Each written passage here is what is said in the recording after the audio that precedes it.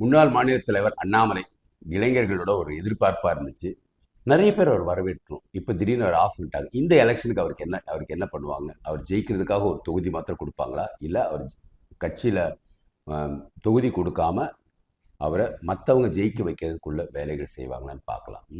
ரெண்டு சைடுமே பார்ப்போமே. அவருக்குன்னு ஒரு தொகுதி கொடுத்தாங்கன்னா அங்கேயே வேலை பார்த்துட்டு இருப்பாரு. அதில் எப்படியாவது தோக்கடிக்கணுன்ட்டு மற்ற கட்சிகள் வேலை பார்ப்பாங்க. அதனால் அதை விட எனக்கு தெரிஞ்சது இன்னும் அவருக்கு காலம் இருக்கிறது. அதனால் அவருக்கு சீட்டு கொடுக்காம மற்றவங்க ஜெயிக்கிறதுக்கு அவர் அங்கங்கே போய் பிரச்சாரம் பண்ணாருன்னா அதில் எப்படியும் ஒரு 10% மக்கள் அவருக்காக கட்சிக்காக ஓட்டு போடுவாங்க. ஏன்னா இப்போ இருக்கிற காலகட்டத்தில் இளைஞர்கள் புது வாக்காளர்கள் அப்படியே விஜய் பக்கம் போகிறதுக்கு வாய்ப்பு இருக்கும்.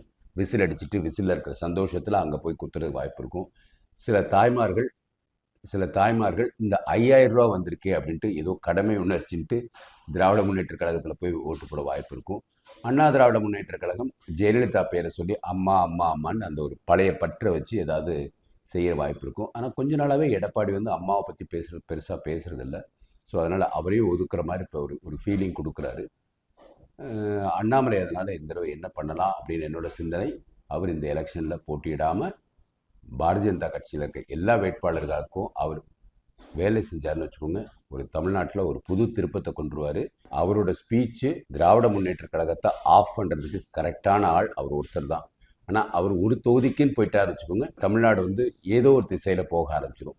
ஸோ என்னோட கருத்து அண்ணாமலை இந்த தடவை எம்எல்ஏ எலெக்ஷனுக்கு போட்டியிடாமல் பாரதிய ஜனதா கட்சியோட நட்சத்திர பேச்சாளராக அவர் வச்சு தமிழ்நாட்டில் எல்லா இடத்துலையும் பேச வைக்கணும்.